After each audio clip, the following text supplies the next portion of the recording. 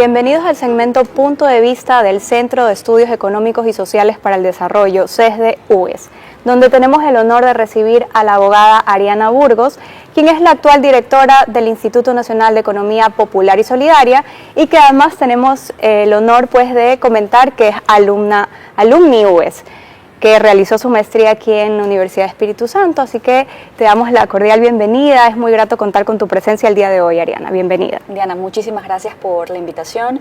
Para mí es un gusto poder estar aquí presente, sobre todo en esta universidad que tantas oportunidades me ha dado.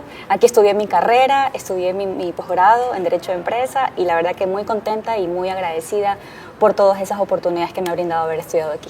Muchas gracias, Ariana. Ariana, el mes de noviembre es el mes de la economía popular y solidaria. Para celebrar este sector que es tan importante para nuestra economía y que aporta a la inclusión económica de miles de ecuatorianos, ¿qué nos puedes compartir acerca de este sector, de su importancia, de la dinámica? ¿Y qué diferencia tiene con los otros sectores de la economía? Bueno, gracias Diana por esa consulta. Yo más bien quisiera empezar explicándole a la gente qué significa economía popular y solidaria, porque muchas veces uno dice, primera vez en la vida que escucho ese término, y bueno, también pasa que es porque no se han hecho proyectos anteriormente, pero creo que hoy estamos cambiando ese rumbo. Y bueno, para empezar, esto existe en la Constitución, se habla de varios tipos de economías, economía pública, la mixta, la privada y la economía popular y solidaria. Pero básicamente esto es un concepto en el cual es un tipo de organización. La gente se organiza para poder comercializar, para poder dar algún tipo de servicio, y ese dinero que obviamente pues ganan por dar ese servicio o la comercialización de un producto, lo reparten entre sus socios. Es muy distinto al concepto tradicional de empresa, donde generalmente todo lo que se gana se lo ponen en la cuenta de la empresa y luego ya cuando tienen un poquito de dinero lo invierten y lo invierten y lo invierten y luego al final ven, no, aquí es distinto. Al momento que tú recibes tu dinero por haber dado ese servicio o producto, lo repartes entre sus socios directamente. Y bueno, y el trabajo que nosotros hacemos como institución es básicamente ser un rol articulador, y eso es lo que venimos haciendo.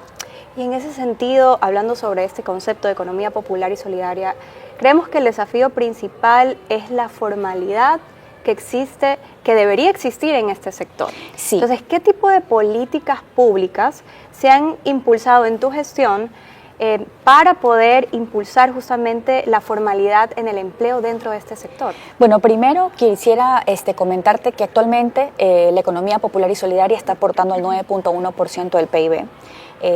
Cuando empezó la economía popular y solidaria, que esto es aproximadamente a partir del 2011, cuando ya se institucionaliza con una ley, que es la Ley Orgánica de Economía Popular y Solidaria, obviamente pues dan sus facultades, las funciones, cuáles son los actores, y quizás en esa, por primera vez se vio a este sector y obviamente pues lo que se buscaba es la formalización. Ya han pasado varios años, evidentemente, en la actualidad ya estamos más o menos con unos 17.000 actores, entre organizaciones, entre, digamos, lo que son cooperativas de ahorro y crédito, unidades económicas, y bueno, es un sector que ha venido creciendo progresivamente. De esos 17.000 actores, si lo traducimos un poco más desagregado en números, estamos hablando de que son más de 600.000 personas que son parte de la economía popular y solidaria. Y si hablamos del efecto de la economía popular y solidaria en la población, estamos hablando de que está impactando a más de 6 millones de personas aquí a nivel nacional. Entonces, es un sector que progresivamente ha venido creciendo y obviamente ha venido teniendo ciertas dificultades, como por supuesto el tema de la competitividad y la informalidad. Una de las cosas que nosotros estamos haciendo como política pública es precisamente hacer jornadas de socialización de cuáles son los beneficios de tener la formalización de una economía popular y solidaria. Por ejemplo, si podríamos hablar de algo puntual, si las empresas multinacionales o las empresas privadas aquí en el Ecuador le compraran a los socios de la economía popular y solidaria, por ejemplo, tienen un beneficio adicional al 10% del impuesto a la renta. Por ejemplo, eso es una medida que nosotros estamos promoviendo bastante, que ya estaba en la Ley Orgánica de Tributario Interno, pero lo que buscamos ¿Sigue es vigente? Sí, claro que sí, sigue vigente. Incluso hace poco hubo una pequeña reforma donde no contemplaba las personas que tenían RIMPE, pero ahora ya lo contemplan. Entonces, claro, hemos hecho algunas solicitudes y obviamente cambios en reglamentos, ¿no? Pero también, por ejemplo, si hablamos de un tema de formalidad, el SRI con nosotros es vital. Incluso para poder tú ser parte de la economía popular y solidaria, tú necesitas un catastro, necesitas tener un registro único donde la gente te catalogue para ser parte de. Y para lograr serlo, tienes que sí o sí sacar un RUC. Entonces, claro, sacas el RUC, te puedes también, dentro de nuestro trabajo, nosotros hacemos un análisis de la etapa de maduración del negocio, también nosotros analizamos los planes de negocio, tenemos proyectos de cofinanciamiento y finalmente lo que nosotros también hacemos es un tema de articulación comercial en el ámbito privado, en el ámbito público y en el ámbito internacional. Así, hablando de la articulación que es tan necesaria tanto con el SRI, sí, ¿verdad? Eso está súper claro. ¿Con qué otro tipo de instituciones públicas y también desde el sector privado han conseguido esa articulación para poder impulsar este sector? Bueno, principalmente como lo más importante es la formalización ante el SRI, también con la Superintendencia de Economía Popular y Solidaria. A pesar que nosotros somos parte del mismo ecosistema, claro, el IEPS tiene funciones totalmente distintas a lo que hace la Superintendencia. Por ejemplo, la Superintendencia vigila, controla, supervisa a los que son las cooperativas de ahorro y crédito y que adicionalmente las asociaciones por norma deben de estar inscritas en esta superintendencia y obviamente luego pasar al IEPS para registrarse, ¿no? Por ejemplo, tener un sistema, digamos, operativo en que integre la comunicación entre ambas instituciones. También, por ejemplo, podríamos hablar de algunos proyectos puntuales, por ejemplo, Incentivo Emprende, que sí o sí debes tener una facturación en ventas que ha sido, digamos, afectada para poder demostrar que realmente necesitas ese incentivo, que son los $1.000 aproximadamente. Podríamos también hablar de otros proyectos que nosotros manejamos, como por ejemplo Profecpiam, que son fondos de Banco Mundial de $20 millones, donde se entrega desde los $15.000 hasta los $500.000 por asociación. Y obviamente tú, para poder obtener ese recurso no reembolsable, tú necesitas pasar por ciertos requisitos. Por ejemplo, estar legalmente registrado. Por ejemplo, también podríamos hablar de que tu asociación esté registrada, tener una facturación importante, necesaria obviamente para poder ver la solvencia con la que uno se maneja y poder demostrar que ese dinero que va a entregar, o sea, que le va a entregar, va a poder tener frutos legítimos, ¿no? Entre otros proyectos más que tenemos, pero creo que también la articulación con la empresa privada es muy importante. Y tenemos algunas alianzas creo que son vitales para incluso darle mayor oportunidad al sector. Sí, hablando sobre los incentivos tributarios, ¿qué resultados han obtenido sobre estos incentivos que están impulsando? De a poco, si te soy totalmente honesta, esta institución, el presidente me pidió para que yo la manejara a partir de febrero de este año. Lamentablemente en administraciones anteriores no se ha podido, digamos, ver una ejecución clara. Pero te podría mencionar que, por ejemplo, este incentivo es uno de los más importantes, que evidentemente pues, lo que busca es que la gente compre a la economía popular y solidaria. Creo que hoy, a pesar de que es un sector que está creciendo progresivamente, sí hay ciertos desafíos, por supuesto. Estamos hablando en temas de competitividad, hablamos también, por ejemplo, un poco también el tema de mayor asistencia técnica, mayores fondos, pero creo que al final todo debe de ser compacto, ¿no? Para que este sector sea mucho más visible y obviamente la gente confíe más en apostarle a este sector. Así es, hablemos un poco de la inclusión financiera. Sí. Sabemos que en este sector tal vez no haya mucha digitalización financiera, ¿verdad? Tal cual. Ahora tenemos todo lo de la fintech, la inclusión financiera, la innovación financiera. ¿Qué tanto ellos tienen apertura a este desarrollo tecnológico en sus finanzas? Coméntanos un poco y tal vez qué políticas públicas han impulsado en ese sentido. Muchas gracias. Yo creo que lo que acabas de mencionar es uno de los desafíos también grandes que nosotros tenemos, el tema de la digitalización. Nosotros lo que estamos haciendo actualmente es tener varias alianzas para sacar productos financieros que estén netamente y exclusivos pensados para la economía popular y solidaria. Por ejemplo, con algunas cooperativas de ahorro y crédito hemos mantenido una excelente relación. Dentro del giro del convenio que nosotros hacemos es que analicen cómo es el comportamiento de nuestros económicos, pues no financiero, de nuestros emprendedores, para poder obviamente dar ciertos beneficios, ¿no? También justo hace un par de días estuve en el clúster, en un evento de la Asamblea General del Clúster Financiero a nivel nacional, donde pude exponer cuáles eran los desafíos, cuáles son estas problemáticas que el sector tiene. Y muchas veces, más allá de un tema de digitalización, que por supuesto es importante, el tema de la tecnología, es un tema de gobernanza interna. Porque claro, cuando uno habla de economía popular y solidaria, significa que la organización, en teoría, debería estar 100% bien estructurada.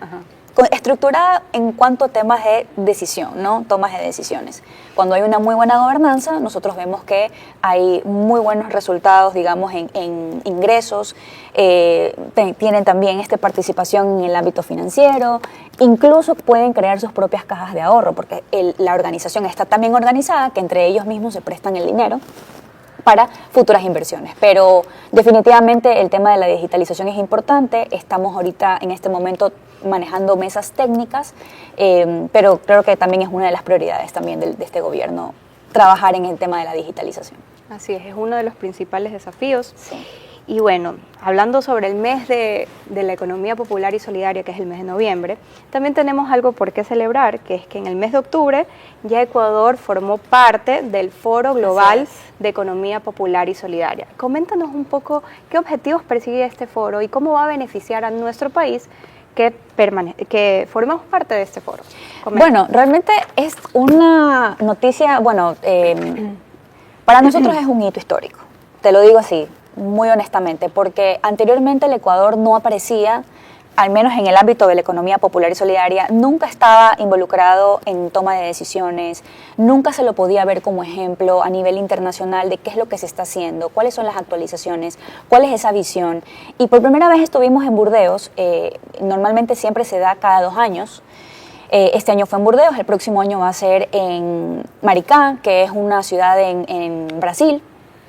Y básicamente lo que nosotros buscamos es que Ecuador también tenga voz y voto en asambleas generales con países que ya tienen una visión de economía social y solidaria, porque ya el concepto es social y solidario, que sea mucho más compacto, que el Ecuador sea el centro del mundo, traer cooperaciones internacionales, fondos, entre otras cosas.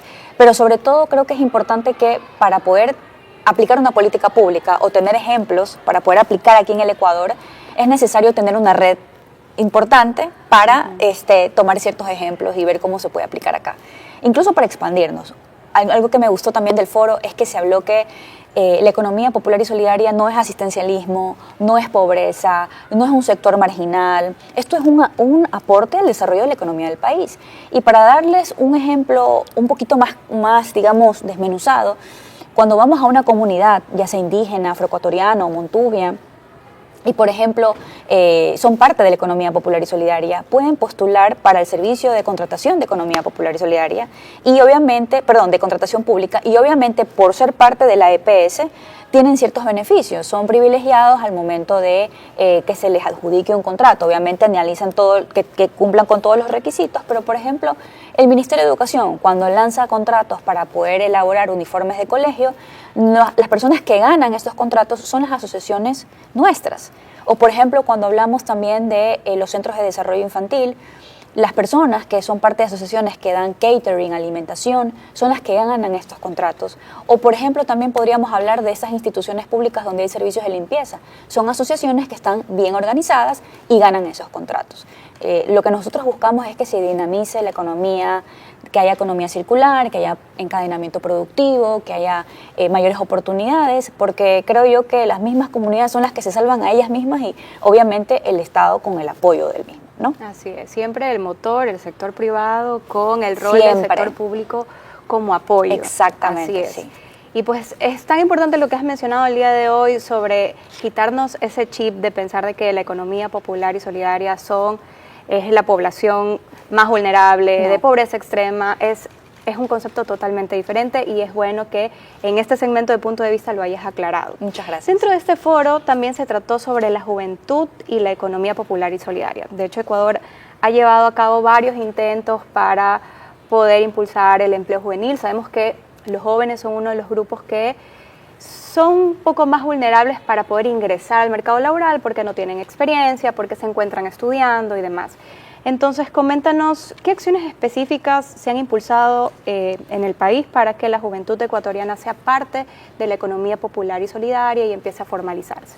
Sí, bueno, lo que acabas de mencionar, yo creo que es un pésimo síntoma que el Ecuador, teniendo agricultura, los jóvenes salgan del campo, salgan a otras ciudades, vayan a las grandes ciudades, a los otros países y dejen prácticamente a los adultos mayores sin mano de obra. O sea, hablemos también las cosas como son. Es un pésimo síntoma que el país tenga eso, pero lo que se busca con el gobierno actual es precisamente generar política pública para, sobre todo, apoyar a los jóvenes y que tengan otras oportunidades, porque más allá, todo el mundo quiere un empleo digno, es lo mejor, pero también hay otras oportunidades a través del emprendimiento, por ejemplo.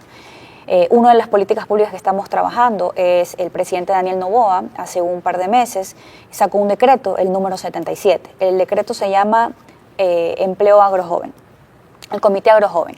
Básicamente lo que se crea es un comité donde están varias carteras de Estado, entre esos el Ministerio de Agricultura, que preside, es el ente rector, y nosotros como Instituto de Economía Popular y Solidaria somos los vicepresidentes con otras carteras de Estado. Y dentro de este comité estamos elaborando la política pública, pero ¿por qué nace este comité? Precisamente por el resultado de un proyecto que se llama Empleo Agrojoven. Está estadísticamente comprobado a nivel de la región de Latinoamérica que entre 100.000 jóvenes migran al año. Es bastante.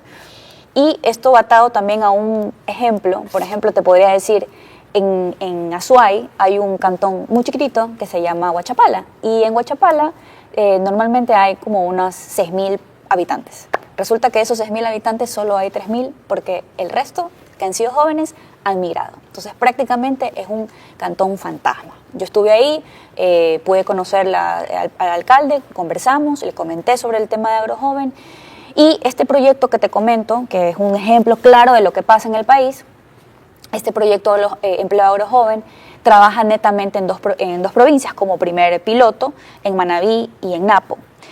Básicamente lo que busca es ayudar a los jóvenes que están en la cadena de valor de cacao y darles capital semilla en especies. No te dan dinero, pero sí te dan materia prima para que tú puedas manejar tu negocio de una manera más sostenida, ¿no? En este momento está en Roma, analizándose porque es una iniciativa con FAO, para hacer la selección. Pero la primera convocatoria que nosotros hicimos, tuvimos más de 3.000 jóvenes que quisieron postular a este proyecto. Así que creo que eso nos da un buen análisis de que cuando hay proyectos donde se está impulsando a la juventud, donde se está impulsando el tema agropecuario, que es vital, es importante para nuestro país, creo que podríamos aplacar un poco el problema. No te digo que es la solución fácil y sencilla, pero creo que estamos yendo poco a poco y creo que esos pequeños resultados dan un buen análisis de lo que se podría hacer mejor. Muchísimas gracias, Ariana, por comentarnos un poco sobre tu gestión en este sentido. Gracias. Como última pregunta, quisiera que menciones al público que nos está observando en este momento, ¿qué visión tienes de aquí en un futuro para la economía popular y solidaria y cómo tú podrías aportar en ese sentido? Wow, la verdad es que gracias por esa pregunta porque hay mucho por hacer. Ya hemos visto que la economía popular y solidaria ha crecido durante el tiempo, pero también tenemos problemas, por ejemplo, en temas de competitividad, tenemos, por ejemplo, también problemas en digitalización, incluso en temas de formalización. Pero algo que sí incluso se lo planteé a la Asamblea, algunas reformas a la ley orgánica, es un tema de un fondo específicamente para la economía popular y solidaria, que no lo tiene, por ejemplo. Otra de las cosas que también se ha planteado es cambiar un poco el modelo, o sea, que sea empresa social y solidaria. Porque en otros países como España, como Brasil, como Portugal, lo tienen tan bien desarrollado que incluso desde el nombre mismo ya el concepto cambia. Claro, porque dice popular y solidario. Y la verdad es que ya hoy por hoy tenemos asociaciones que facturan, no todas, pero algunas, más de $200.000 al año. Y para darte datos en cuanto a temas de comercialización, hoy por hoy la economía popular y solidaria, tanto en su mercado público, internacional y privado, está facturando los $88 millones hasta la fecha de hoy, desde enero hasta la fecha de hoy. O sea, hemos crecido muchísimo y hay que seguir impulsando. Así que mi visión es que la gente siga apostando por este modelo económico, porque esto es un modelo que pasa por todas las aristas, ¿no? Es un modelo productivo. Es más, hay muchas personas que incluso siendo emprendedores hacen temas de ambientales o apoyan, por ejemplo, a su comunidad, ya de por sí son parte de la economía popular y solidaria. Esto es un tema transversal. Así que esta es nuestra visión. Yo estoy segura que el presidente Daniel Noboa pues seguirá también la misma, porque él está muy comprometido con los emprendedores, pero sobre todo con la economía popular y solidaria. Muchísimas gracias, Ariana. Gracias. Ha sido un honor contar con tu presencia en este segmento. Muchas gracias por el tiempo que has dedicado en esta entrevista. Y a todos ustedes nos vemos en un próximo segmento. Hasta luego.